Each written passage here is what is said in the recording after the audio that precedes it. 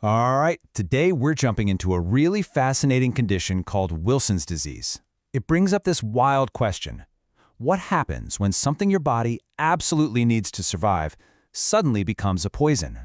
I mean, think about it. We're always trying to make sure we get enough of the good stuff. Vitamins, minerals, but for people with Wilson disease, one of those essential nutrients, copper, starts to build up and turn toxic.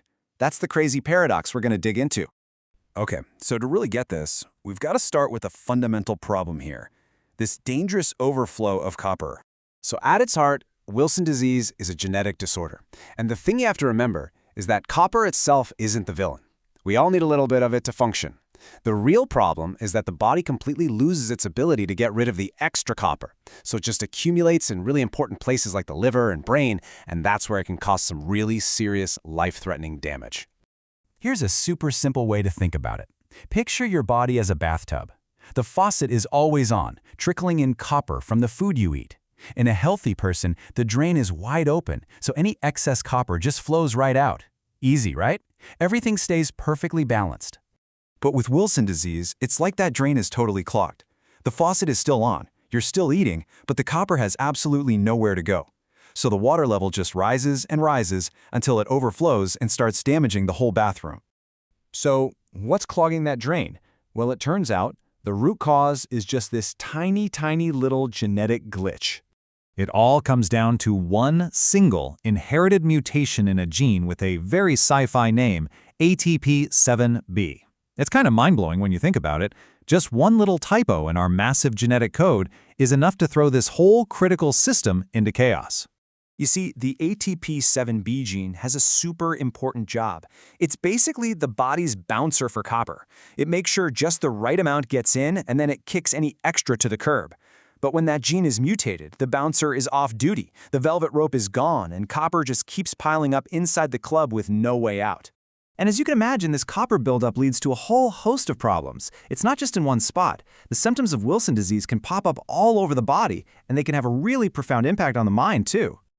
I mean, look at this range of symptoms. It's pretty staggering. It might start with liver problems, feeling tired, jaundice, but then it can move into neurological issues like tremors or trouble with speech, and it can even show up as psychiatric problems like depression or big personality shifts.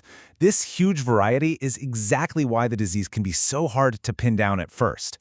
But there is this one really unique, almost unmistakable sign that doctors look for. They're called Kayser-Fleischer rings, and they are literally brownish-green rings that you can see in the eye right around the colored part. It's the actual copper building up right there where you can see it. It's a classic telltale sign of the disease.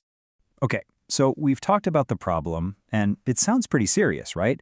But here's the really hopeful part of the story.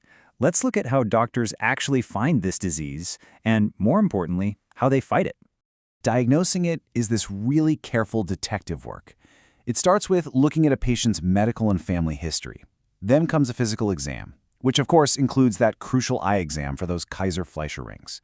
After that, blood and urine tests can show specific markers for copper.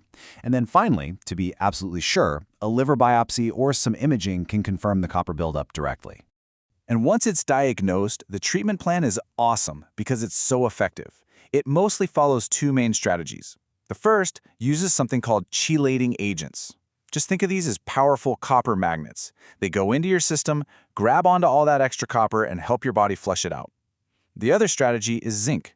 Zinc acts like a blocker at the gate, preventing your gut from absorbing too much copper from your food in the first place. Now, this isn't a one-and-done kind of thing. Treatment is a lifelong commitment. The whole goal is to keep symptoms at bay and stop any more organ damage from happening. So that means medication, for sure, but it also usually involves changing up your diet, especially at the beginning. That means avoiding foods that are super high in copper, like shellfish, liver, nuts, and, I hate to say it, chocolate.